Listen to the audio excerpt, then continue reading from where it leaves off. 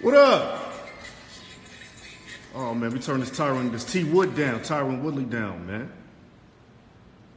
Hola, mi gente, it's your guy, Rhett Butler, and you are now live with the Source IG live sessions.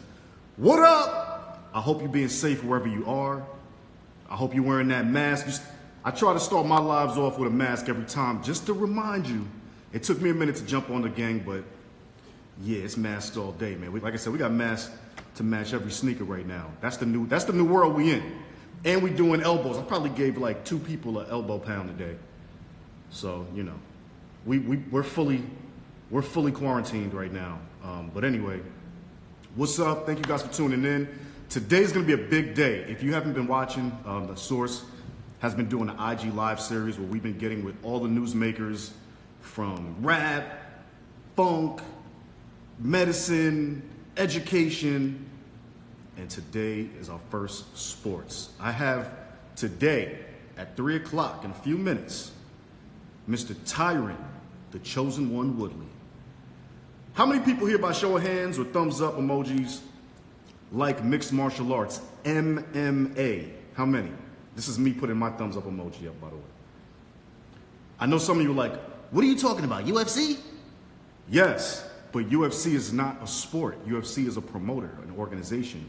The sport is mixed martial arts. You know, where guys grapple, punch, kick, all that. You know what I'm saying? And today, we're going to have Tyron, the chosen one, Woodley, who is former UFC welterweight champ.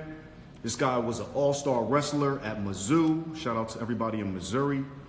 And he's also a rapper, a rap artist, right? So he's been rapping now, doing his thing. You know, I see him hanging out a lot with Wiz Khalifa and all that kind of good stuff. So we're going to touch base with Tyron Woodley today, talk to him about a lot. I actually have a lot of questions for Tyron today.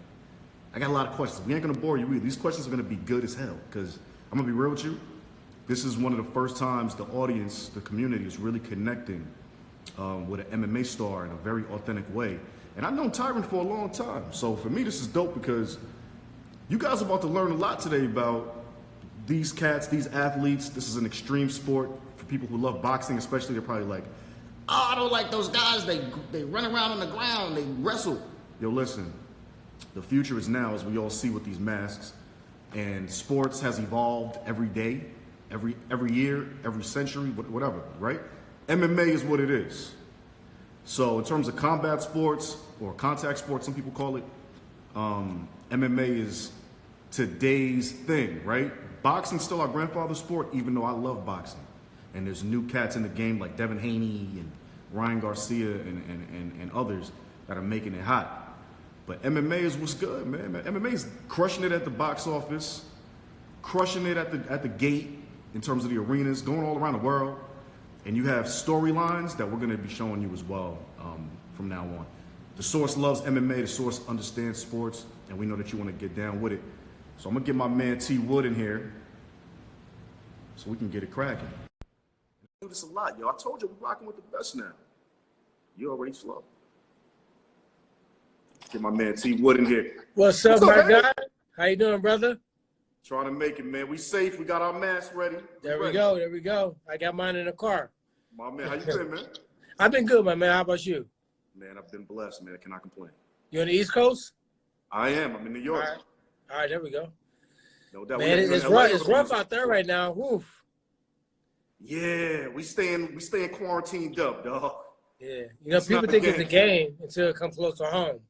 Somebody in your family, friends, and they want to, you know, everybody out there like this now. When you got to be that way from the jump. Off the rip, yo. How you doing? How's the family doing? My family's doing well, man. We doing the same thing. Like I'm in my gym right now, but it's just us here. So I close it down. Nobody's in here. Do my thing, and then pretty much just fucking train and work out and eat healthy and stay at home, man. It's boring, but I'd rather be alive and bored than be turned up and dead. Facts, because at least when you were live, you can still watch Netflix. So we all good right there. That's facts.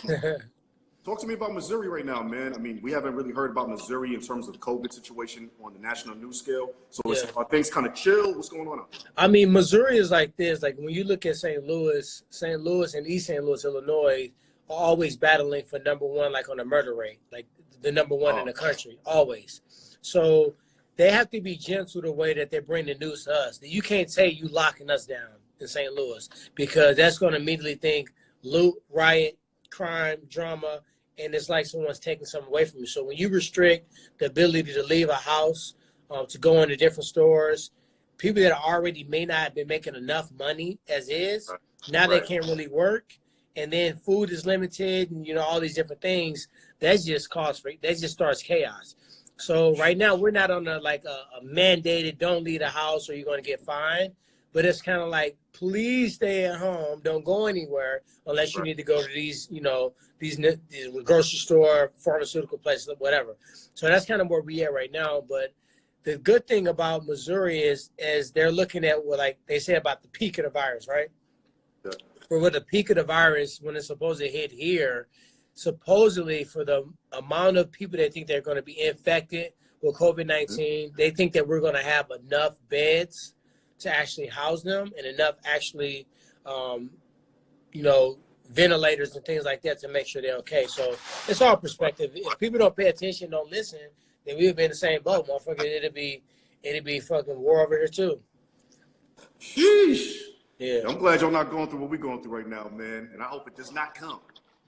I know, man. You guys are opposite end of the spectrum. You know what I mean? It's like not enough of anything. You know what I mean? It's like, I'm just imagining the people in the medical field, how exhausted they are, how tired they are, how nervous. Like, just think about it. If you were a doctor or a nurse right now, would you continue about that? That's like a real thought. Let me turn this Wi-Fi off. Thanks. Yeah, I ain't gonna lie, man. Like, I gotta give those folks so much props for being so unselfish, because right now, especially if you have children, is the time to really think selfishly. You know what I'm saying? Yeah. It's crazy, man. Yeah, you got people volunteering too. Like, you got some medical student that was supposed to graduate, and they're allowing them to volunteer. So I'm like, you got to give it up for them, because at the end of the day, I'm not gonna lie. If I was a nurse or a doctor right now, tapping out. I'm out. I'm way out. All right, y'all. I'll see y'all after the quarantine. Yeah. You know what I mean? Yeah. Because people still having parties and they think it's a joke and they think it's funny. And I'm like, it's not. It's not a joke. It's like this real shit. And people are like really, really dying. And it don't have to be a symptom. It don't have to. It's so many different ways. I think in the next 3 or 4 weeks, we're going to find at least 1 or 2 more ways that it can be contracted. Like, at first, it was you can go outside. Now it's like, hold on. If a motherfucker sneeze, that sneeze is going to hang in the air for 3 hours. Imagine the people that didn't get that notice and everybody outside running, laughing and coughing, keeping 6 foot, but then the motherfucker sneeze in the air and then you run into it. So now I think in the next 2 or 3 weeks, 4 at most, we're going to find another way at minimum that people can get this disease. Yo, I was already a slight germaphobe, but yo, this right here just turned everybody into straight lights. Oh, I was a major one. Now I'm a mega one. Man, real. And see, you guys, and I'm gonna be real with you, MMA fighters have always been like that because of staph infection, the gym. Like, y'all are always on top of that. Yeah, some of them filthy, nasty, dirty ass. Oh, some of them stink nasty. Just to be real. Let's stop the gym. Yeah. Yeah. Man, let's talk LA, man. Have you been back to LA, or you been in Missouri this whole time?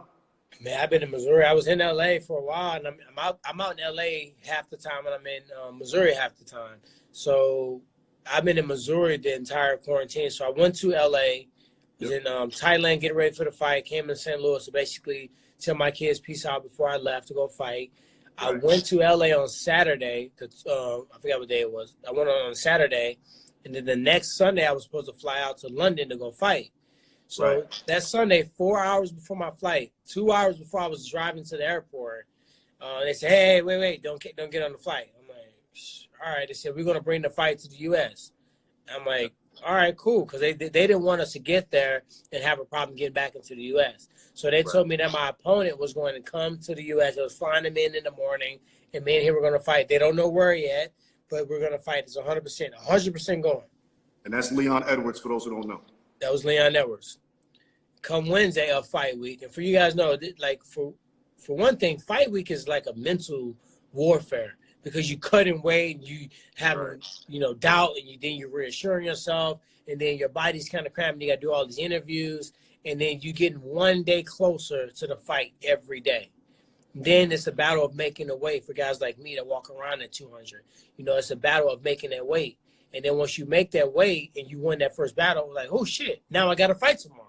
You don't get much time to think about it. It's less than 24 hours and you right back in another battle. So to have to add not knowing the location, not knowing where. And then Wednesday night they hit me and said, Leon Edwards doesn't want to fly in the US. He don't feel comfortable.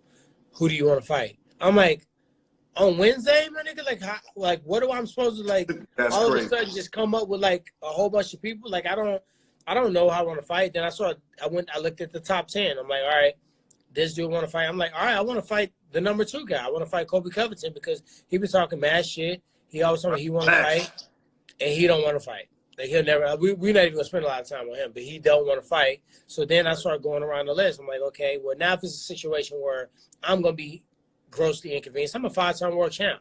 I don't deserve to have to just be thrown in there with like any motherfucking body. Like so I'm like, okay, well let me fight this guy. If it's like that, let me just get a highlight reel off real quick. So they're like, no, we want you to fight this guy. I'm like, so you asked me, what's up, Jakasi, you on there? You asked me who you want to fight. Arnetto, what's up, baby? And then I say, hey, I want to fight this dude. And you say no. So why the fuck you ask me? That makes no sense. So at the end of the day, it got narrowed down to some opponents that, didn't have the recognition, didn't have the name, had a few fights that kind of jumped them into the top 10, but nobody, if I tell you their name, nobody would know them. And I'm like, for me to fight a person like that, it's a lose-lose situation. Mm-hmm. If I lose to them, they catapult, okay? And I'm the number 1 ranked welterweight. If I beat them and I don't stomp them, then they're going to get credit for hanging with me. If I beat them the way that I'm supposed to beat them, oh, you were supposed to beat them. You know what I mean? So it's really no upside. So if there's no upside, I need a bag. I need you to pay me more. You got to pay me for the risk. Not only do you got to pay me for fighting during the pandemic, where I can't when I was cutting weight that week, I was cutting weight, and one time I was in a gym, I was like LA Fitness or something like that, trying to use a sauna. They came and I said, everybody out, we're closing the gym. I'm like, okay. It was the first day LA closed the gyms. They said, we're closing the gym indefinitely. We don't know. So now the grocery stores hardly had any food there. All the gyms were closed, and I was still trying to make weight. I took the shit outdoors. So with all of that said, it was a lot. And then I finally hit Dana up, and I was like, you know what? Fuck it. I'll take the fight against fucking such and such. I need some more money though. So my manager's gonna hit you up. So you work out the money with him. Then he said, you know what? He said, the fight's off. The fight's canceled. So for a lot of people that are on here, that MMA fans, I accepted the fight against Boo Boo the Fool. But I shouldn't have. I did because I trained too hard. I was ready. I was prepared. And I wanted to once again show the world that I am the best. I'm the greatest of all time. And I wanted to go on with that performance. You're not willing to say who the opponent was, though? Because it wasn't. No, because now he thinks because I accepted the fight underneath those circumstances that he's in position to fight me. He not. The only way that I'll accept the fight again is if I want to go out there and get this. Because right now I feel like I'm holding on to a training camp. I started training for this fight in December. So I feel like I'm holding on. I'm trying to stretch out an elongated training camp. Like Dean Thomas is driving into St. Louis right now from Florida. My nigga's driving all the way from Florida. Oh, the Dean Thomas. That's my I know. Yoda right there. Hey, that's he the realest, man. Right. So now I feel like for myself, I kind of want to get this performance out and reset and start a new camp. You know what I mean? Like a camp in which I know who it's going to be and I can prepare accordingly. I don't mind if it's quick because I had already planned on being real active this year.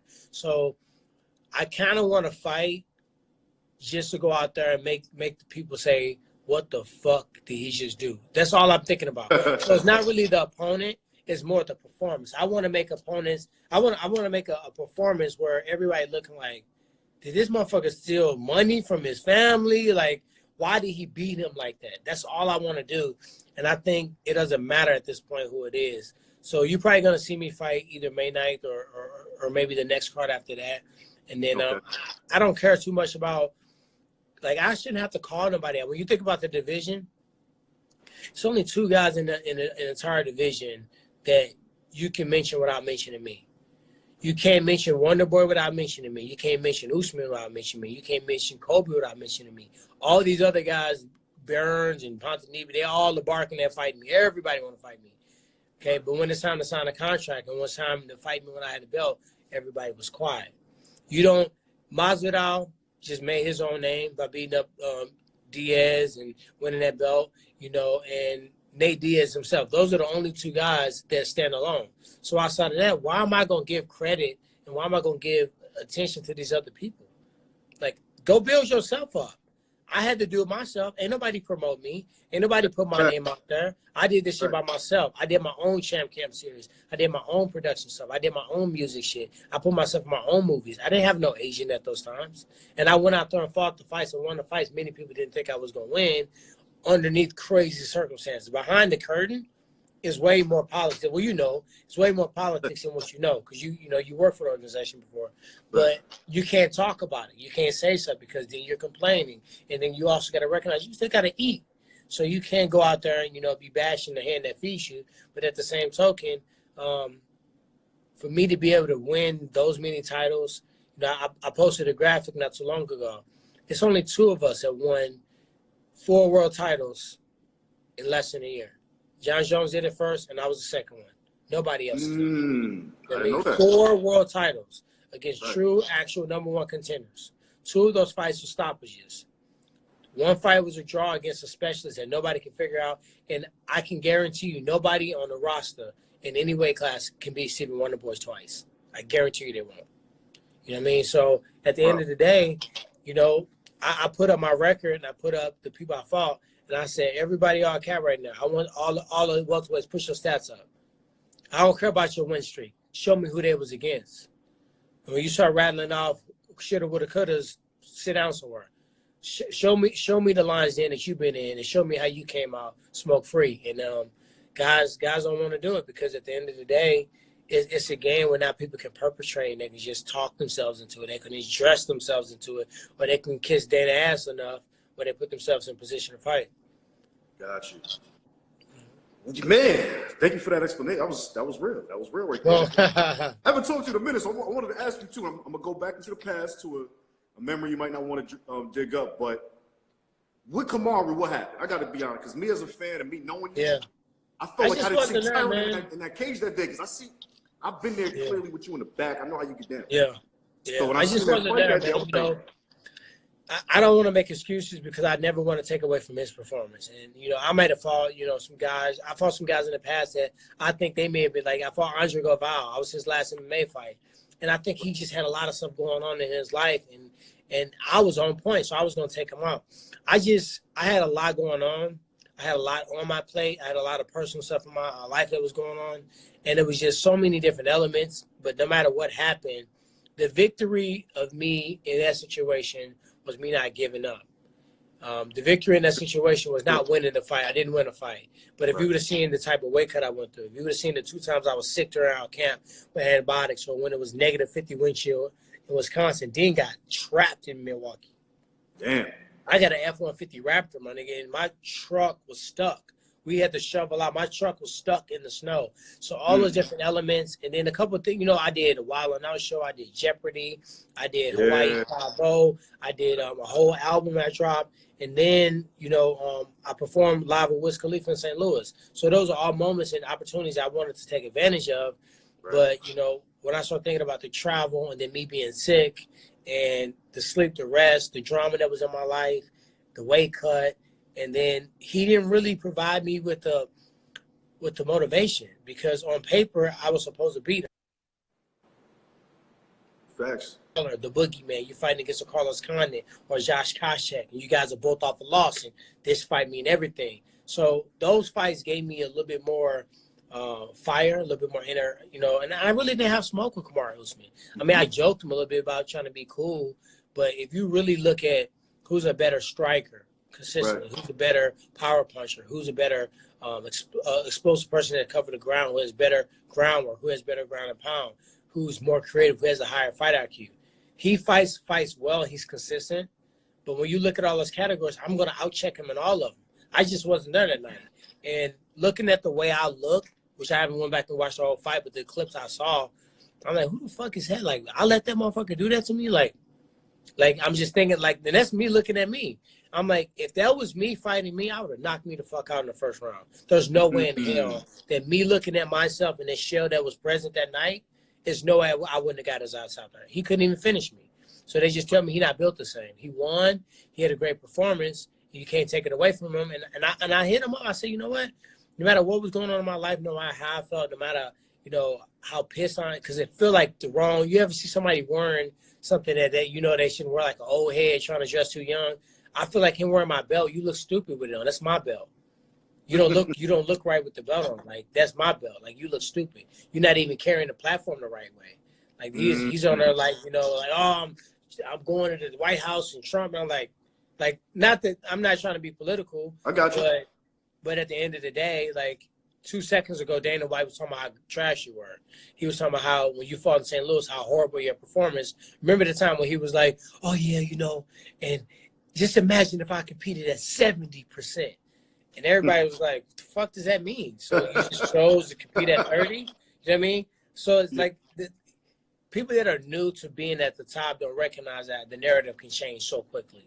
Like, at one point, I was the hottest prospect in the sport. Tyron was the #1 prospect. He's going to be a champion one day when I was in Strikeforce. He's explosive. Then I was boring. Then I was a knockout artist. Then I played it close. Then I picked fights. And I was back to being a knockout artist. Then, oh, my God, he's not the best. Then I rattled off 4 wins in a row.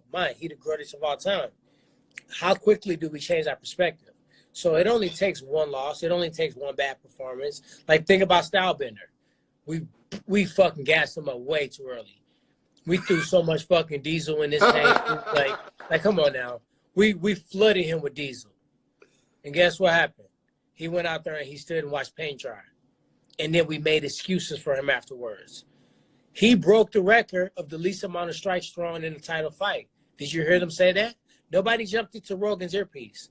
But the second I defended 21 takedowns from the best grappler that's ever fought in the sport with a torn labrum that I did in the first punch of the first round, still won the fight. The first half, you just broke the record for the least amount of strikes. But when it comes to someone that was 100% healthy, talk mad shit, and was supposed to do all X, Y, and Z, and nothing happened, we just shoved it under the rug. How convenient is that? That's super convenient, right? So I just know for me, my truth is just victory.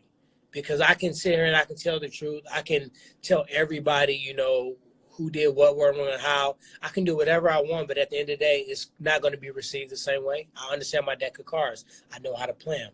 The truth is going to sound like complaining. The truth is going to sound like, oh, he's calling everybody racist. The truth is going to say he always saying somebody's stopping him from doing it. But when you look at my resume, you've never stopped me. I've always got mine. I've always made it to the top. I've always, you know, like you think about Darren Till. Darren Till was supposed to beat me. He was the next coming of Conor McGregor. He talked this stuff. He sold out. They gassed him. He got beat to fucking oblivion. He got the brakes beat off of him. But recently, 2 days ago, the UFC put out dominant performances. Why wasn't that a dominant performance? That was a person that outsized me. He was young, hungry. He didn't even care about seeing his kids in Brazil. And I was doing movies. I was doing music. I was doing podcasts. They try to paint me out to be basically, I'm just flexing. I'm out here on my shit. I'm just like, you know, living the life. And I was Hollywood at that time. And I let them paint that narrative because I knew what was going on. And I said, I'm not going to say nothing. I'm going to zip it. I'm going to let that narrative be played out. And did he even land a punch? He didn't punch me one time the whole fight. No punches landed. You know what I mean? And that's a dominant performance. Not what Usman did to me. Usman fought a shell of Tyron Woodley. He didn't fight half the monster you guys know I'm to be. But that's comparable to Ronda Rousey losing to Nunes, Anderson Silva knocking out Forrest Griffin. You know what I mean? That's not even on the same wavelength. You know what I mean? So let me listen, and I'm asking this based on somebody that's, I'm not going to compare to you, but I'm going to say I see a similar situation in Adrian Broner. Not fight style. But just the fact that when he started rhyming and started really kicking it with like the Rick Rosses and being a little more out of the sports genre, it seemed like his performance started falling off. You feel like additional activities, just, you know, you're you're gaining success. Things come your way. You make decisions, but you feel like those activities take away from the core of what made you who you are. You know, it's tough to say because I've always been doing those activities. And the thing about it is I just recently started sharing those moments because I feel like it was important to build my brand because I was told, and every other UFC fighter, Dana White said, it's your job to build your brand. It's your job to promote yourself. He said that to us. So therefore, I'm going to have to utilize my circle. I'm going to have to now show you guys. Athletic retreat telling you all this. Yes. So I have already, the album I dropped, most of the songs was done like a year and a half before I even dropped it.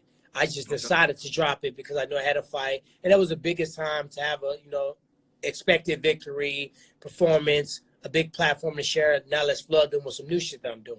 I'm right back to the next shit. But at the end of the day, I don't think that it took away. I think I needed to lose. I mean, I'm not saying God made me lose because I have free will, but I was thinking punch, and I wouldn't punch. I was like, don't back up, and I was backing up. I was like, in my mind, I was like, what the fuck's going on? Is this dude taking my belt? I was having a conversation with myself. I'm like, are you finna hit me? Oh, fuck, he hit me. All right, but it was nothing that was like hurting me. It was just really, it was just an out-of-body experience, like a nightmare in real life. But Tyron, I ain't gonna lie, you might have just said the most honest statement of any fighter ever. Yeah. A fighter who never says that, but I think that's the most realest shit. You gotta be real.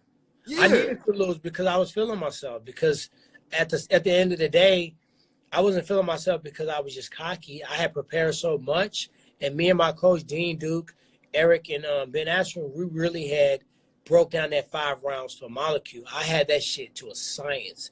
Anybody who fell into the trap of what we had, each round was gonna lose. It was nowhere around it. And in my mind, my toughest competition was behind me. The toughest people that I were going to fight was the Robbie Lawlers, the Carlos Condit, the Dong Young Kims, the Wonderboy Thompson, Damian Mayas. Those guys were the toughest guys style-wise on paper that would give me problems. A brawler that can punch as hard or harder than me as Robbie. You know what I mean? Or a wrestler like Koscheck who had better wrestling than me, 2-time national champion, and also had a mean overhand right. Dong Young Kim, who was pressing everybody for 2 or 3 crazy knockouts before he fought me. And I had just lost to Rory McDonald from backing up. And Dong Young Kim said, I'm going to push for him. I'm going to back him up. I'm going to do just for Rory McDonald. So I've had my back against a wall a couple times, and I had to show up in those moments. And I stepped up for the UFC. I took that fight against Dong Young Kim in 2 weeks. I was in Singapore when Dana called me. And I was like, I said, let me go and spar real quick and see how I feel. If I feel good, I went to go and spar. I said, all right, well, I don't feel like I'm out of shape. So I hit him up and said, I'm in. I stepped up many, many times. So when I look at it, I took it upon myself to do less. I don't think it hurt me, but I feel like me going to Thailand recentered me. I needed to shed some toxic shit in my life. I needed to get some relationships that didn't belong in my life out. I paused on music during this camp. Now, I didn't pause from recording, but I paused on new content. So music that I was recording was like covers. So I heard a dope beat, I heard a dope concept, and it was like warm up. It was like shooting free throws. So I put on the beat. Maybe it was some Roddy Ricch joint or Trevor Daniels or Nipsey Hustle Motivate. So I took those beats and I just made myself think deeper than just drop it like a hot ratchet bitch. That's easy. I can write a song right in front of you in 10 minutes on shit like that because it's just easy. But how about me start really telling my story? How about me really start bringing you guys into a deeper version of me and how I came from Ferguson, how I came up from gangbanging. I lived in a house full of drug dealers and killers, and I've witnessed some of the most obscene shit. A family of 13, evicted from a home, homeless. Now you understand, I can rap about being broke because I've been broke. I can rap about being in gangs because I've been in gangs. I can rap about seeing the crazy street life because I was a fucking runner. I can tell you about it because my family is from crime. But I also been rich. I've also been in VIP. I've also, seen beautiful women. So what spectrum of music and rap can I really relate to? There's really none. And when you think about rap is expression of culture. Whether it's Macklemore, whether it's Jay-Z. It's an expression of culture, but the creatives have a way to do it in a way where they catch you. They use metaphors. They use certain wordplay. It may just be a sound. Like Rick Ross and Jeezy just got a sound. You know what I mean? Nipsey Hussle had a sound, and they had a cool, mellow way of doing it. You got certain guys that they fucking, like my homie King Los, he a nut. That motherfucker go off on you, and you be like, damn. I was watching a video he did today, and it's like, How does his mind think that way? But some people think about the same way I think about MMA. Every time I think about a move, it's a grid. Boom. It's never a jab. It's a jab. If you're going to move this way or that way. If you go that way, I got 6 things this way. Go this way, I got 6 things that way. If you go underneath, I'm coming up here. If you don't move at all, I'm going to tee off. If you come back, I'm going to move. One jab that we see is just that. When I throw it, my mind is like a fucking matrix. So that's how I can relate to the way musicians, and I enjoy the challenge. It's a lot of scrutiny. As an athlete doing music, people are always waiting on you to sound shitty. They're always waiting to comb your shit with a fine-tooth comb. But when I got in MMA, it was the same thing. When I first started MMA, people laughed at me when I told them I was going to be a world champion. They told me never to open up a gym. You'll never win a world title. I'm sitting in my gym right now, and I'm 5-time world champion. I've been to 7 world title fights. So I think I enjoy the people telling you can't do it. I did the same thing in acting. Using acting coaches. Nobody got me in those roles. I had to audition for most of those. I didn't just get shooed in because I was UFC. The UFC's never put me in a movie. Ever. Not one time. Now, Brad Slater and WME, they put me in 2. I got to give credit where it's due. But the stuff I've gotten for great relationships. People that I came from the stunt community. My buddy Lynn Oding, who always looked out and made sure I at least had a chance to do something. And once I get in the door, just get me to the table. Everybody know that. You get me to the table, it's a wrap. I'm going to network. I'm going to make the proper ties. I'm going to see what we got in similarities, and I'm going to stay in contact. And I'm not going to ask you for a lot, but I'm going to show you way more than I say. So I started doing that, man. I did one TV show. I had to do that. I did a Titan Games because the Rock is hosting the show. His producer had been trying to get me and The Rock to work for a while. It was too big of an opportunity to pass on. So I did do the Titan Games during the training camp. I did in Atlanta, Georgia. But it was a blessing in disguise because when I went to Atlanta and I found a gym called Madhouse, a trainer named Manu. And I went there just to train for a couple of days. And I'm like, fuck, this dude cold. The weather is better than St. Louis and Milwaukee, but it's colder than Thailand. I don't feel confident going to Thailand right now with this COVID-19. But Milwaukee, man, I had a hard time making weight my last 3 fights. Like, I don't even know how I made it. That's why I have no pity. When I'm at the desk, I don't give no fucks about nobody missing weight because I weigh 205 and I'm cut. When I get to 180, my body is fighting me to get to 170. So I got to fight. It's a civil war. I've been asleep in the sauna, woke up, and only lost 0.4 of a pound.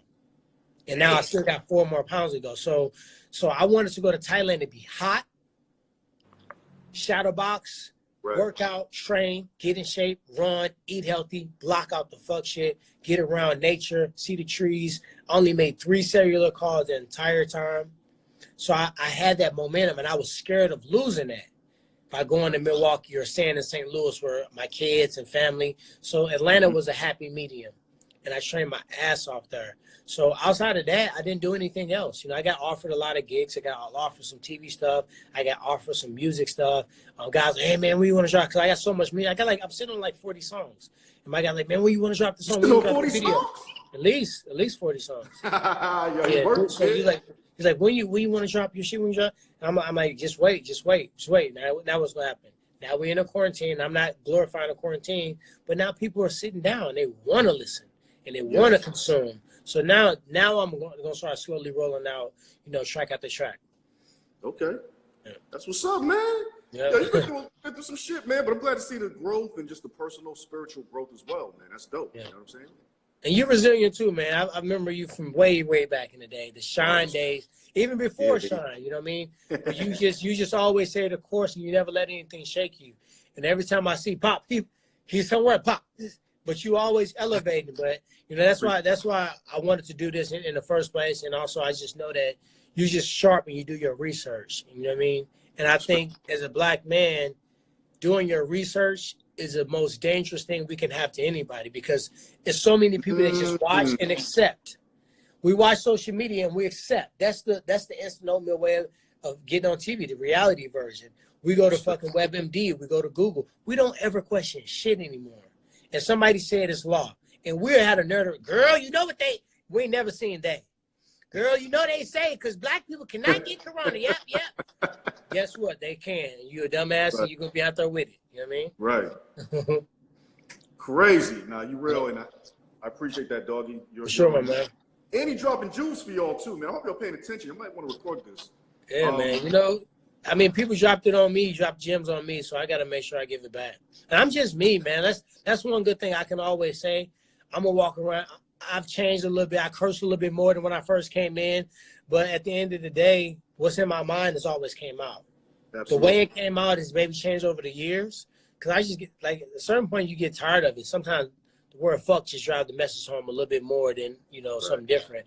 But I've always been open-minded. I've always been outspoken, and I've always stood up for what's right. And that's something that I can always stand on, my legacy, that Tyron came into the sport with integrity. He left the sport with integrity. The industry could never buy him. They could never afford him. He stayed true to who he was. He put on for his people, and he made something out of nothing every time. So that's what I want people to remember me. Not the person that folded, not the person that tried to be Conor McGregor because he thought it was cute. Like, not do what everybody else did, not conform. Now it's fucking a lily pad just flying through the wind. I fucking did my thing, and nobody can ever take that away from me. So, right, that's it. Man, I got a question. So, Dana White's been running around, and this is not a Dana White bashing session either, but this might be asking your opinion. No, I just talked to Dana the other day. Wish him happy. Yeah, I ain't got no smoke with Dana. Let me say something. With this whole Fight Island, you know, for those who don't know, Dana White is claiming to have an entire island ready to go in the future for fights, depending on whatever happens with COVID-19, and literally would fly everybody in private, the whole nine. But my question to you is this. Number one, I'm not going to actually think this is real because I know Dana White can make pretty much anything possible that he really wants to. My main question is, would you go, and do you think that that's a good plan B based on where sports are now? You know, the first thing I thought was like, fuck that. I don't fuck with a lot of people in general. You know what I mean? And the last thing I want to do is be on a plane with you on a private island. It takes one motherfucker with corona to spread the love to everybody. What type of are everybody's getting tested for corona, the actual virus, or they checking temperatures and vital signs? I would have a lot of questions. Also, you know, where is this island at? Who the fuck gonna be on my plane? You know what I mean? Because I don't want to sit. I don't want to be sitting around people that I don't like. You know what I mean? Man, not many that I do. I'm assuming it's a long flight. You know what I mean? So yeah, and then once you get over there, if some shit happened, is it hospitals? Is it like, you know, it's a lot of questions, questions. But my homie Evan, the Ja Rule situation. Yeah, my homie Evan from TMZ told me that he came up with the title Fight Island. You know what I mean? When he was interviewing Dana, so I said, since you came up with it, I'll give it a thought and chance. I'm open-minded to it. Okay. But I would have to be really, really comfortable with the safety about it. But the thing about it is this, and knock on wood, and I don't want to put this out in the wind, let one motherfucker contract corona from these fights. Let one motherfucker go underneath 6 feet because we couldn't wait. Right. UFC is going to be in a situation that we have never been in. After all the almost near 30 years, maybe right at 30 years of competing and getting this sport to the level that they've gotten it to, we got to give the UFC credit. They have no sport in the history of athletics has ever grown this exponentially in this small amount of time. That's a fact. 30 years or less. No sport. I mean, you got to think wrestling is Roman Greek. You got to think of the 40s, and, you know, some of these sports have been around for centuries. For a sport to be around less than half a century and to make the amount of waves that it's made, I would hate for, something to come down and crush it because we wanted to prove that we were better than other sport. But, yeah, I'm probably going to be fighting in May.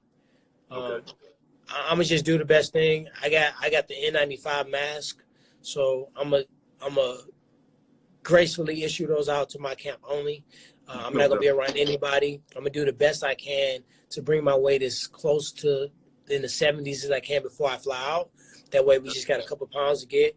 I'm going to just, you know, stay to myself, bring a lot of Lysol, no shaking, no pictures, no autographs, no nothing.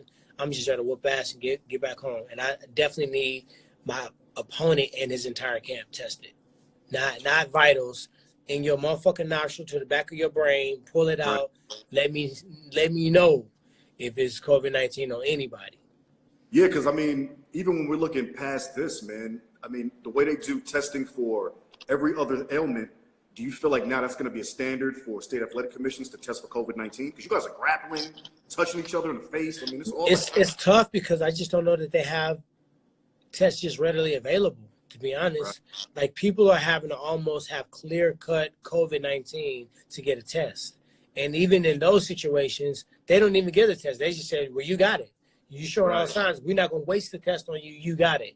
And at the end of the day, when you really think about it, if someone has COVID-19, right, and you quarantine them and you do whatever natural thing, it's not like they got a Z-Pack made for it or a vaccine. You're going to basically be dolo for 14 days. Dolo. And, you know what I mean, inhaler or ventilator, whatever you need to do. And I'm thinking, like, I think that what they're going to have to do is make sure that everybody that goes in there, if they're not tested, at very minimum, the vital signs. You know what I mean? And I think more importantly, I think people should be quarantined for 14 days before they compete. So if the UFC wants us to compete, they need to get us on one spot and have us be around only the same people for 14 days. Because you might go over there and been around somebody, you know, gave your last goodbye and your last hug and kiss, and then you fucking contracted the disease, and the symptoms may not kick off until 4 or 5 days. Right. Now you're non-symptomatic, and then you could give the whole fucking island it. So, I mean, it's definitely a thought, you know. I'm just going to do whatever I got to do, be precautious, say a lot of prayers, and just pray that God protect me, my family, you know what I mean? And to be honest, my opponent, too, because I don't want him to have it. Shit. Yeah, how do you feel about fighting potentially in empty arenas? I don't give a fuck. because at the end of the day, fighting in an empty arena is like fighting in the gym. Like, I don't like a lot of people around watching and looking and having expectations and shit like that. So, I think for me, actually, I think I'll perform better because I go in every fight day. I go in the morning, do a walkthrough. And when the walkthrough is empty, and I imagine it packed, I imagine people yelling, I imagine them screaming, I imagine them booing, throwing tomatoes. I imagine the most chaotic, and I imagine making myself become peaceful, walking through there. And I go in there and I walk through the whole fight in the octagon.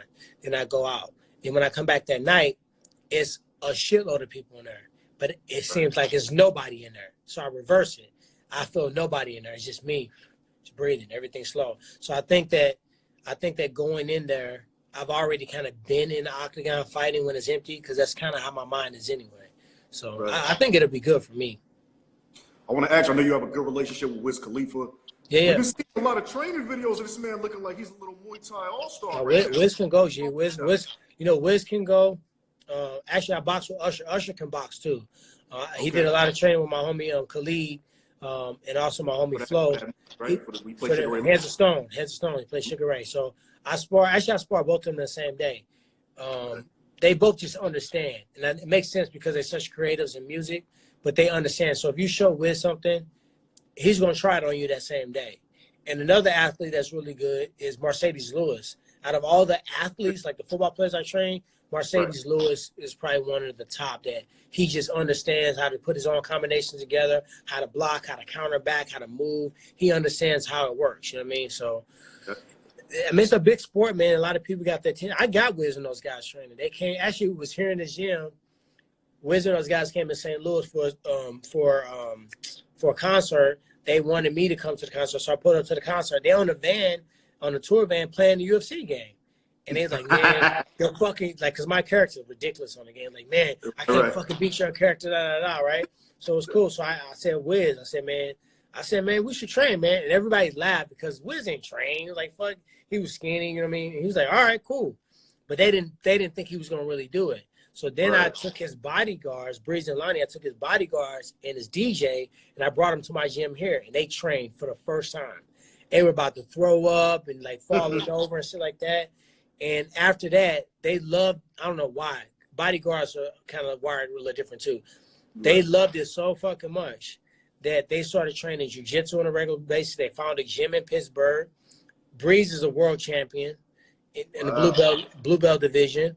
I don't know if he's gotten his purple belt, but he's probably about to if he didn't. Wait, since rocking with you, one became a champion? I'm not gonna try to take credit. he already was a martial artist, but this is the first time they trained jiu-jitsu. This is the first time they actually did that. My homie Lonnie really didn't train at all anything, and he said I was about to throw off our heads together. He's thus fought an MMA fight. He's competed in God knows how many jiu-jitsu events, wins most of them, and he started a whole tournament called the High Rollers.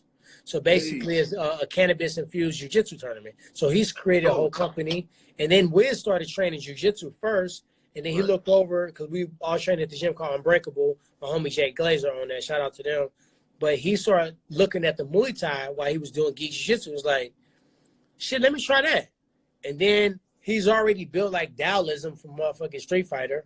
So he just gravitated to it. And I don't know if he's ever trained jiu-jitsu since then, but he, like, I always just say that because he's my homie, but motherfucker, he can actually strike. Like, if he did a Muay Thai fight, I would not be surprised if he beat somebody up. He punches hard. He got good timing. He knows how to move. He relaxed. And I just think all those guys come from the street. Like Hazelwood in Pittsburgh is not like it's not like the Hazelwood in St. Louis. So those dudes just really grew up in the street. So he's not scared to engage. Like, I've sparred him. You know what I mean? And he like, I'm like, all right, motherfucker, I got to put a mouthpiece in now. So, like, a lot of those cats are doing it. Chevy. Out to the Hazelwood mob, my man Jomo. I know a couple of cats in Pittsburgh. We know so you know about Hazelwood. Nah, for sure. Floyd Mayweather said one time that I think he was training MMA with you. Yeah, you know, when Floyd was thinking about fighting, I think he was thinking about fighting Conor in MMA. So he hit me up, and I said, shit, you really trying to do this? He said, yeah. I said, all right, well, ain't nobody better than me to train with as far as, like, you know, how to break people down, IQ, and just, you know, bring you up to speed. So he said, let's do it. So he ended up not fighting, but I think me and Floyd are going to do some things special here in the near future that's going to kind of, like, really be unconventional and people really don't expect. But that's what I'm looking forward to. But, yeah, I didn't get a chance to train him because he ended up not taking a MMA fight, but us training and doing some other business stuff in the future, I think is going to be soon to come. That's big. I want to talk about, it's kind of going to be a dual question, man. So in the lead up to the Leon Edwards fight that we, you know, might happen in the future, whatever, BT Sport, which for those who don't know is Britain's version of ESPN, basically. They did like a really dope promo for Leon Edwards, which to me, honestly, and this is crazy because they're way across the pond, they translated Leon's culture into MMA better than America. Yeah. For real. I don't know if you know what I'm talking about. I heard it was deep. I didn't watch it because I don't like to watch a lot about my fans. But from what I hear, it was really it tugged at the heart a little bit. Showed his culture and fighting for his family. His mom, like his mom is Jamaican. His mother's narrating it. She's talking about how he basically was a good kid. As soon as his father died, you know what I mean? He started going to the street and she put him in the gym. But what I'm saying is they understand how to talk to us. Because when I saw it, it resonated to me. I'm like, I don't even know this guy. You know what I'm saying? I know you. But I'm like, I understand this guy now without ever meeting him. Yeah. Whereas I probably understand you better because I've been around you. Yeah. But I feel like a lot of people don't understand you. To your point, you know what's funny? Hollywood shit. You know what I'm saying? So my question is, how come the UFC doesn't understand still, and this is, again, just my opinion, how to market to the culture? Man, because it's possible. That Leon Edwards showed me. All right. It's not only possible, but you're looking at probably one of the only ones that they could utilize for that. And I've been in the meetings with Lorenzo Fertitta. I've been in the meetings with Dana White. And I said, you want the barbershop? I can get you the barbershop. And I can come back and sit on the desk in ESPN and I can tell people what they're watching on the fight. I said, if you want the Floyd Mayweather crowd, Floyd Mayweather retired. And he retired. His last fight, true competition, was against, who was it? It was Conor McGregor first, and did he fight one more fight after that or something like that? No, Conor was 50. Conor was 50. Okay, so Conor was 50, right? So now our fans are watching boxing watching what's the name of. Why not go and grab some of those fans and bring them over? This has been an agenda for me the whole time, because you think about Conor. Conor's such a likable person, and he's such a great businessman because he brought the whole country of Ireland. I'm trying to bring the whole hood to MMA because mixed martial arts, now it's a little different, but if you would ask me the same question 2-3 years ago, it's a whole bunch of Caucasian fighters and beating the shit out of each other with a sprinkle of a few brothers. It was never really seen. They didn't even call it mixed martial art. It was, what's that UFC shit or the ultimate shit or like or the boxing and y'all wrestling and da-da-da-da. The concept of it was not really accepted because the minds of the urban culture, not black, just the urban culture in general, was in boxing. Yes. And it was a time where boxing was struggling with having stars, with having, you know, people that everybody would run and go see. Yeah, you've built and nobody broke down grappling to the hood. You know, I'll tell you what my motto was. This is what I told the UFC, and I sat down and had a meeting with them. I said, UFC is a sport that an inner city kid can participate in. He can't afford to play tennis. He can't afford to do golf. And some of these other sports are not within his budget, and he don't have the means. But mixed martial arts is wrestling and boxing and a few other things that they can afford to do, okay? So what we have to do is we have to get free seminars and free, you know, free services where we go out there and we teach them. We go to the community and we go to their schools and we infuse this into life skills and martial arts because they go hand in hand. The reason why each martial art is called a discipline is because you have to be disciplined to do it. So we do that. And you host a UFC event and you give them free tickets to the event. So every city that you're doing the UFC, I'm willing to donate my time. That's what we have to do. Now you're not only educating them on what mixed martial art is, but you're also giving them the tools and you're giving them a blueprint on how to do it. Because now you can say, okay, wrestling is not that expensive. Just think about the equipment. You don't have to have a full thing of golf clubs and golfing shoes. All you got to have, like, I didn't get no wrestling shoes until my second or third year wrestling. I was in Chuck Taylor's, dog. And whatever singlet they gave me. I was in Chuck Taylor's, dog. Yes, yes. And guess what? You got slammed the same way. So at the end of the day, I think that's the thing. You got to educate the community and the culture on what mixed martial art is and why it's such a unique sport and why it's a position for everybody. Look at UFC. You got Roy Nelson with a belly, but he'll knock you out. You got a kid that look like a little toothpick, but he'll tie you up like a pretzel and make your head pop off like a zit. You got a big bulky guy that look like a power lifter. You got a wrestler, you got a grappler, you got a striker. You got people with college educations. You got a dude named fucking Freak Nasty with missing teeth from the trailer park. You got a million different generations, a million different levels of athleticism, and a million different personalities from all different walks of life. This is a motherfucking sport anybody can be involved with. The common denominator is hard work. If you work hard, like for me, when I was getting ready to fight Leon, like you talked about, I didn't watch it, but I heard it was a dope piece.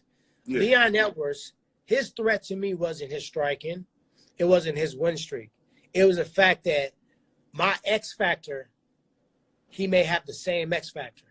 The struggle, the adversity, you know what I mean? The having to work extra hard in the combat categories, I usually can lean on that in the fight. If everything's held constant, I can bite my motherfucking mouth guard down and let you motherfucking have some pain from my past.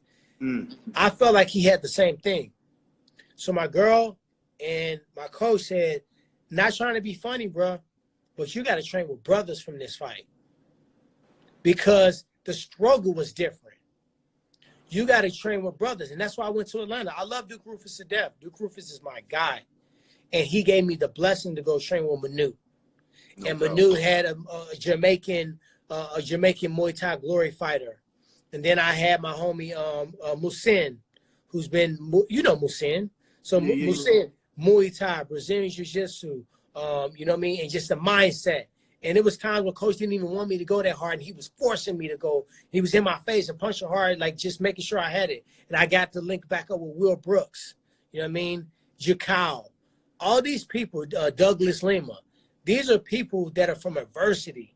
So when I was in the trenches with them, and I was training my ass off, and Dean Thomas and all those different training partners, they made me go back to the old Tyron. And that's why I was so quiet, because I'm like, these motherfuckers think they want to fight me. Everybody getting hurt. Everybody finna get dog walked, because if you think you want to fight me because you want what I had and you think because I had one night at the office where I didn't punch in the clock that I'm washed, y'all finna get fucked up.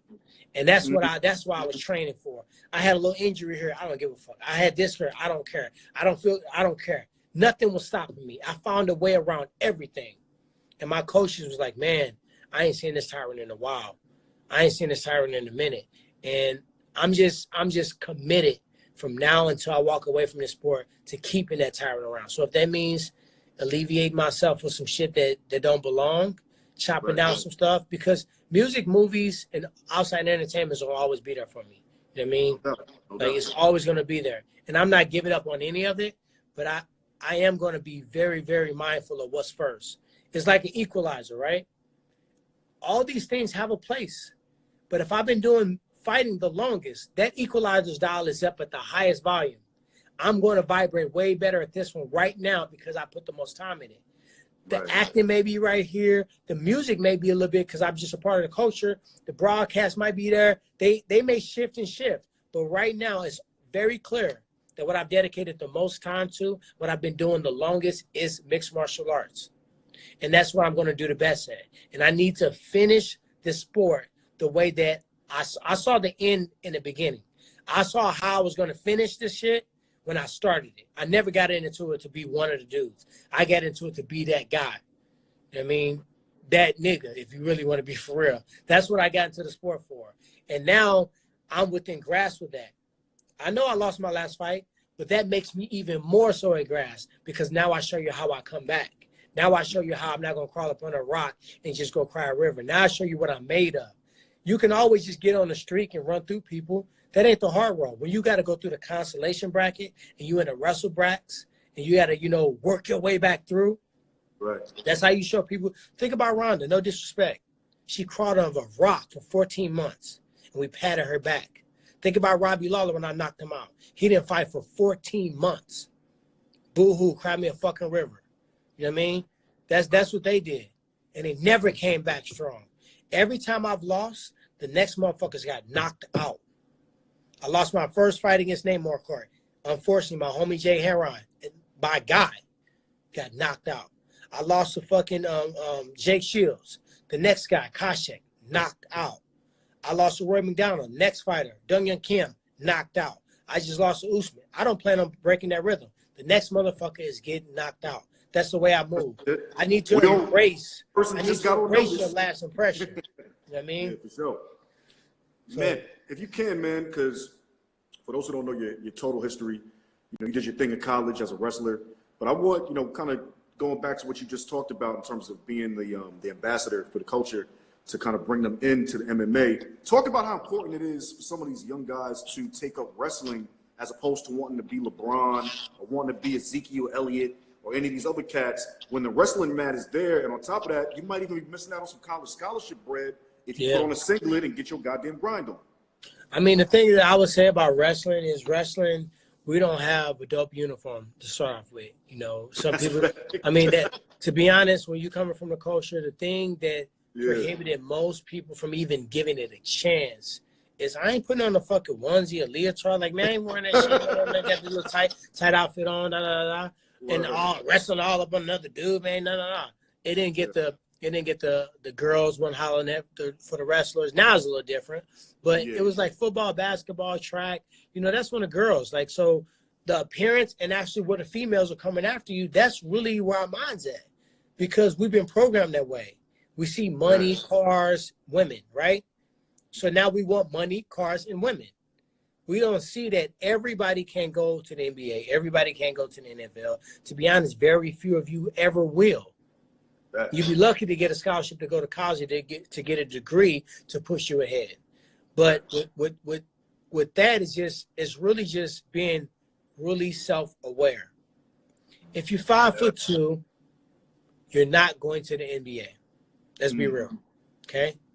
If you can't run a 40 in under 5 seconds, you're not going to the NFL. Right. So guess what? Being 5'2", running a 5-second 40, you can be a state championship wrestler. You can. I've seen it done. Ben Askren never made the time on any run we ever had in college, ever.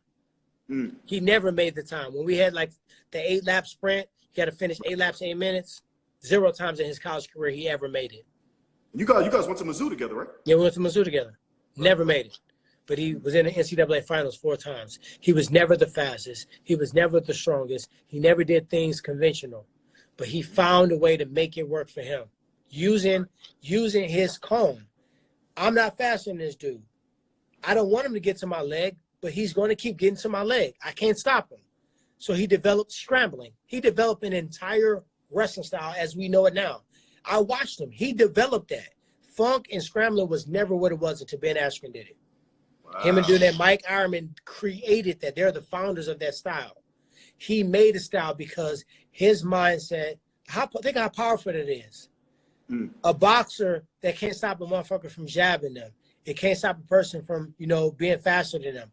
Develop the Philly shell to take over the jab, to get here and to get close enough to where they can do damage, but still be protected. Somebody made that up because they were honest with themselves. So when these young African-American athletes, white, black, green, purple, I don't give a fuck what color you are, when you're honest with your strengths and weaknesses, you'll find out that a lot of people will be more suited for a combat sport or martial arts than the football, basketball, track, and everything else. Especially track. Track is easy. Right. If you keep coming in 5th and 6th every week, you can do it to stay in shape, but please have a plan B. Because unless you finna stick a needle in your ass, there's no way you're going to all of a sudden be in first place when you've been in 5th and 6th the whole track season. Right. And I'm not trying to discourage anybody, but it's time that we start being real. Like, I got kids. You know what I mean? They're like, oh, okay, if my son's, he was 230 pounds, 5'9", running back, linebacker, big kid, bigger than me. He trimmed down all the way to 195. We weigh the same now. He's up for a different spot now. Right. He's in a more skilled spot because he's earned that and he's put himself in that position. But if he told me he wanted to go out for basketball, I wouldn't discourage him, but I would say, what's your goals? Tell me what your goals was joining the basketball team. What are your expectations? What is your plan on getting there? And when you start thinking about your course long, going to private school, you start thinking about your expectation. It was an undefeated state championship team, ranked in the top 15 in the nation. How does this work? How is this conducive with your football schedule and your wrestling schedule? Right. And then I won't have to say nothing. He's smart enough and he talk well enough to make his own choice. So I think as parents, we got to quit just saying, oh, my son want to play soccer, I'll throw him in soccer. He wanted to, well, you don't live, you got to live through, you can't live through your kids, you got to live. No, you don't, because they're young. They're not adults. They don't understand how to look at the whole overall and make choices. Before we picked my son's school, there was 2 private schools. One had all the bells and whistles. His cousin went there. They had won the state title back-to-back. They had to run a wrestling title. They got they started a new e-sport category. They had, a big drama club, a theater, all these people donating money. You know what I mean? The uniforms are crazy. My gut told me different, but I didn't want to project that on him. So I sat there and I said, TJ, you can be a small fish in a big pond, or you can be a big fish in a small pond. You can go here, they already got everything, and I know you're going to work your ass off. You're going to make the team no matter what. But this team, I feel something special about them, about this coach.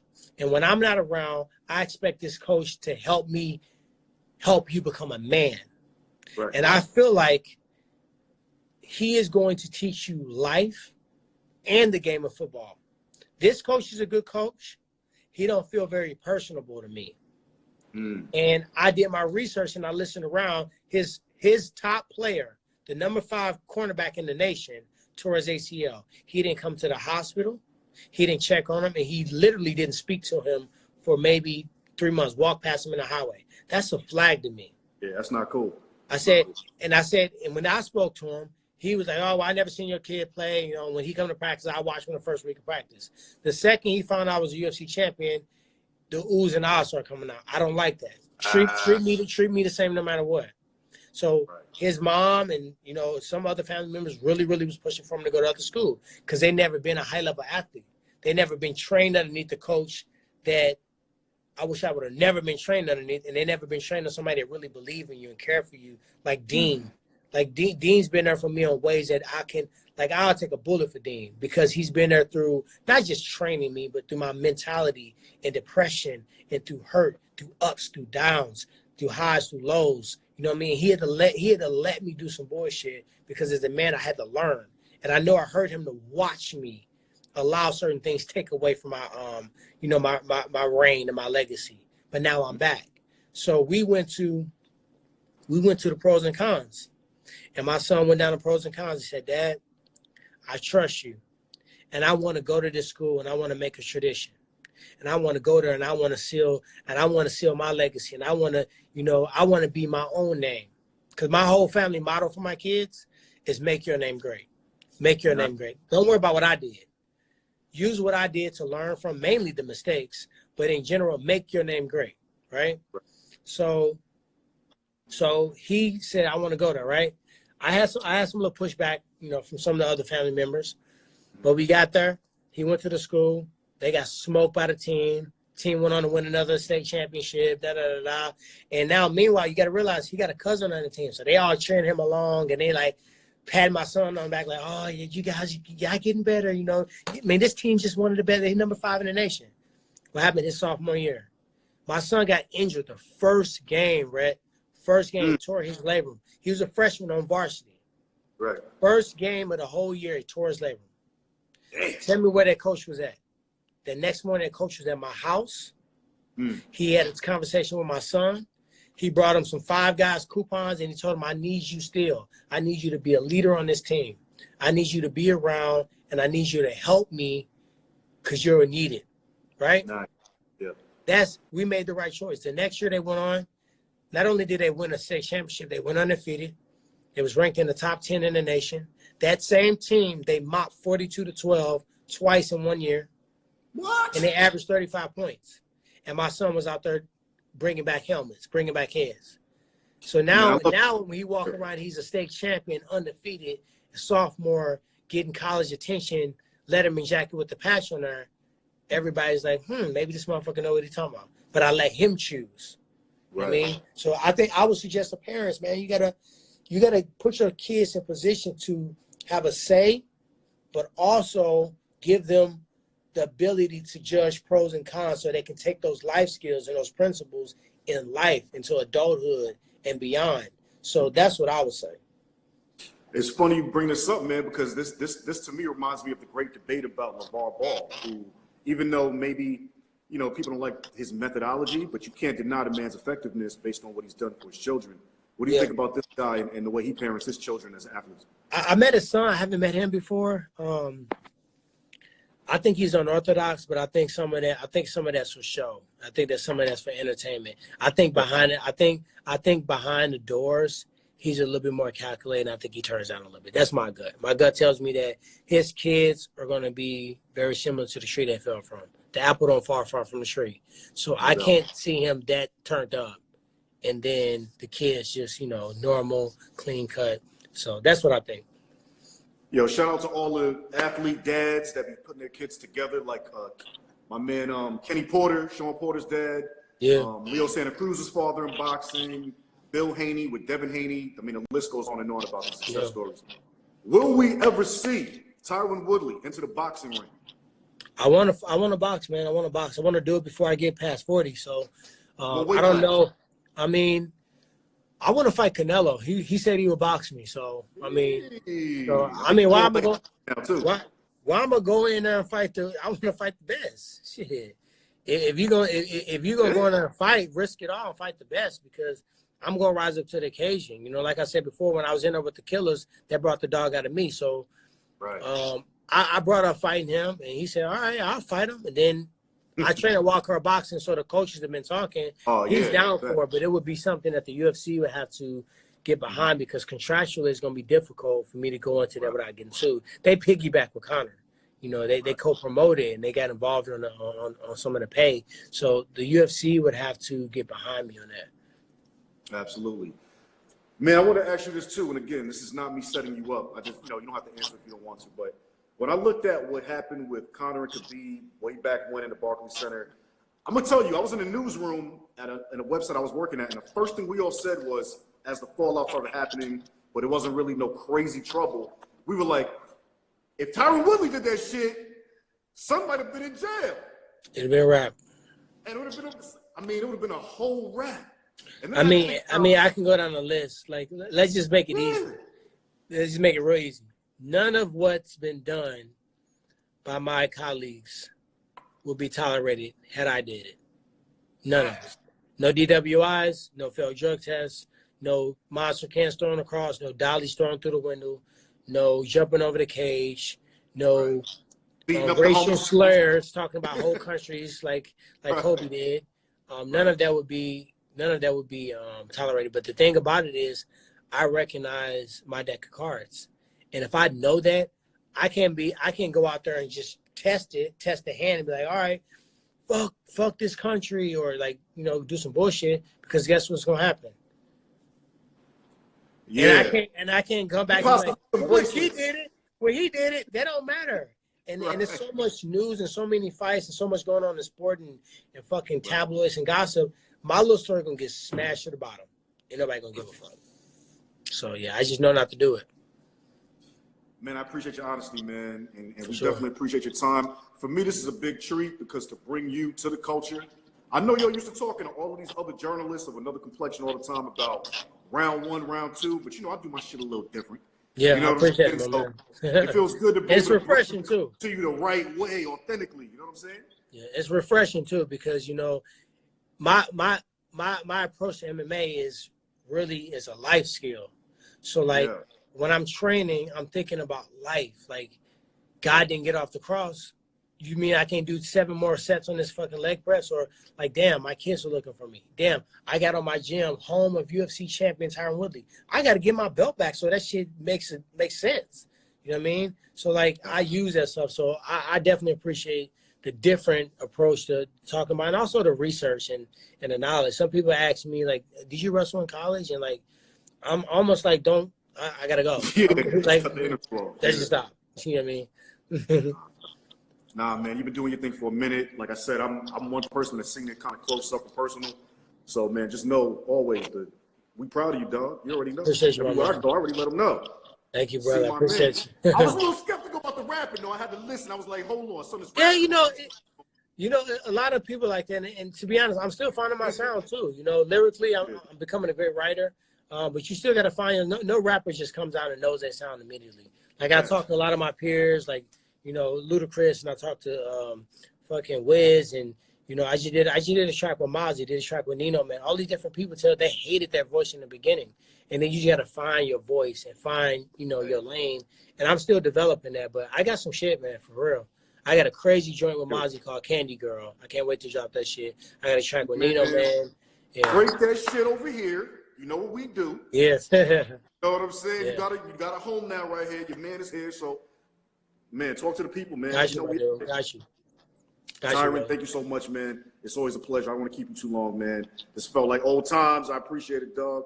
Let the people know whatever you need them to know, what you need them to check out, what you want them to know. Man, I appreciate you guys. I appreciate y'all love and support. More importantly, man, right now, just really, if I can say anything, take this quarantine situation serious, man. If you don't want to do it for yourself, and you want to say fuck yourself, don't say fuck me. Don't say fuck my kids and everybody else in the world. Take it serious. If everybody can sit down for a couple of weeks, man, I think we'll come out of this thing faster. You guys know y'all can follow me on social media, but, just when you think about mixed martial artists or any other athletes, know there's a story behind everybody. And before we get on there, we want to scratch you guys with blades and start daggering and start, having Twitter fingers. Recognize that these are humans. These are husbands. These are fathers. These are wives. These are people that really got people dependent on them. So think about that. We going in there with more than just winning that game.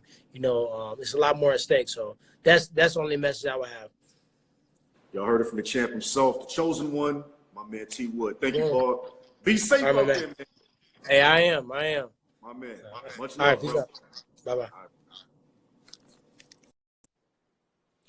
Y'all already know, man. We're bringing you MMA champions / rap artists all day long. This is The Source. My name is Rhett Butler, RHETTBUTLER. Life, at Rhett Butler Life is my Instagram handle if you want to check me out personally. What can I say? The source is here, and we're bringing you news makers. Not news fakers, news makers. And respect to everybody that stayed on this live, because I think we've been on for an hour. But Tyron was dropping them jewels, and I really wanted you guys to understand the personalities in non-traditional sports to the hip-hop community. I know 50 Cent recently has aligned with, or last year I should say, he aligned with Bellator, which is UFC's competitor brand, right? And that did good. That was dope. You know what I'm saying? But I felt like the storylines of the athletes still need to go up. I've been blessed to be in the fight business for a long time, for those who don't know. So I know these guys. I mean, I see them in the back. I've been there with the wife and the kids in the hospital, as well as with these folks on the podium when they won a belt. So these are real people. He's talking about real things. These are definitely cats from the culture, and it's all a come-up situation that you need to understand, right? As well as for yourself and your children. Because like I said, and like Tyron said, you might be missing out on a future college scholarship just because we don't have the information. We don't need I'm the first anymore. That's something I want to say, man. I'm tired of hearing that. I'm the first black. I'm the first Latino. Nah, man. Let's cut all that out. Let's just be the standard.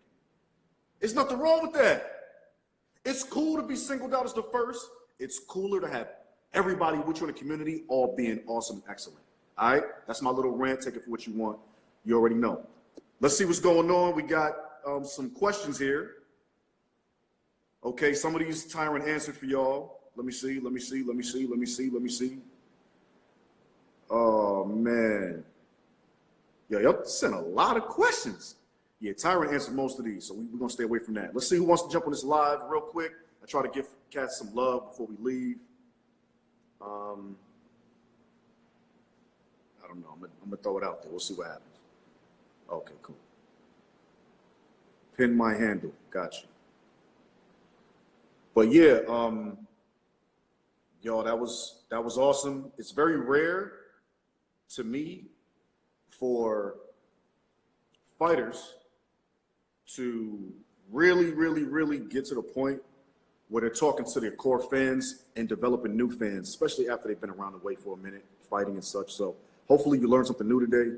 That's always our goal. We got more coming for you. I'm gonna let somebody jump in this live before I leave, but we got more coming for you. So please stay tuned. Okay, we got the creator of Cash Money Records. That's what this thing says. I don't know. We're going to find out. But please stay with us. We love you. We got a lot going on, especially tonight. We got DJ Ron G at 8 o'clock. So check that out. What's going on? Hey, y'all super dope. I've been loving y'all lives. That's all I got to do is watch lives.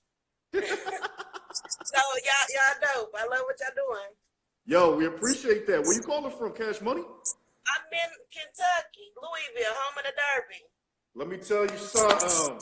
First of all, I know all about Louisville. I love Louisville. Shout out to my man Marshall. He owns a barbershop right across in Indiana, right across the water. Okay. And I've been to that casino y'all got over in Indiana where they got the Paula Deen foods and all that. I know about this. Casino in Kentucky now. We Oh, you got Turkey. Kentucky now? Yeah, we got a casino. Turn up. We growing, and they moved the Derby to September. Oh, okay. At least we're going to show happen. That's good. I don't know what's going to happen, but we're going to have Derby in September this year. I never been to the Derby, yo. I got to go. Yeah, you got to come. They call it the greatest fashion show in the world. Facts. Big old hats. Big hats, dresses, fun. And what you be wearing during the Derby? Dresses. Okay. Dresses, bouffants. Gotcha. Different little. You threw it back. You said bouffants. Okay. Different. I like that. That's dope. You be drinking your mint juleps with your pinky up and everything? Juleps, bourbon. I'm a bourbon girl. Woo! Don't get me started. Don't get me started. Okay. Yeah. We like bourbon too. All right. Well, that's what's up. Well, we appreciate you. Anything you want to tell the folks? Anything you want them to know? No, y'all just stay safe. You know what I'm saying? Yes. It's not a accident. And listen to all the information you get. You know, there's people that survive and there's people that die from COVID. Yeah. Listen to the people that survive and you'll probably do good. That's a fact. How's everything going in Louisville? Everybody's cool out there? Yeah, we're doing good. We're doing good. I mean, we have cases and stuff, but We're just really, they're ready to go back to work. You know, Yes. This quarantine thing is new to us. We're not used to just sitting still. Right. So overall, our community has embraced it. I appreciate our governor Mm-hmm. and the mayor of my city. They've done an awesome job. So all of our stores stepped in. They put the shields up. They put social distancing, engineering in. Right. I think we're business as usual. I love my town. That's why I never moved, so we all pretty much came together so quickly. It's good to see when it's important that people can come together and get on the same page. Yes, absolutely. So, yeah, Well, so right now, we appreciate you for checking in with us. We appreciate you for following the source, and we thank you for giving us that info. Shout out to everybody in Kentucky. We love y'all. Keep it rocking, and be safe. Take Cash Money, creator of Cash Money. Yeah, tell them how they you. All right, Bob. Be safe, all right? You too. Thank you. All right. Mm-hmm. Yeah! We met the creator of Cash Money. I mean, I don't know. That was her handle, but it was a dope-ass handle. Yo, my name is Rhett Butler. Listen to T. Wood. We got so much more coming down the pipe. Do not forget, in about 4 hours, DJ Ron G. Harlem World Stand Up. I am a Harlem representative as well. We standing up. We taking you uptown part 2. Ron G's gonna be here, spinning it up. If you understand hip hop, you know Ron G. And it's awesome because New York needs that right now. We in New York, it's crazy. But again, we staying positive, we staying focused, we staying blessed. And we are so appreciative of the Source family always coming back to this live, interacting with myself, our owner and publisher, Elondell McMillan. Yo, we love y'all, man. We love y'all. Keep DMing us. We get the DMs. Keep letting us know about your projects, what's going on with you. Keep us informed of what's going on in your city, your state. And we're going to let the community know for you as well. Yo, much love. Thank you so much. Again, at Rhett Butler Life, RHETTBUTLER Life, if you want to holler at your boy. And I'm going to go out the way I came in. Mask on. Ha! Got him.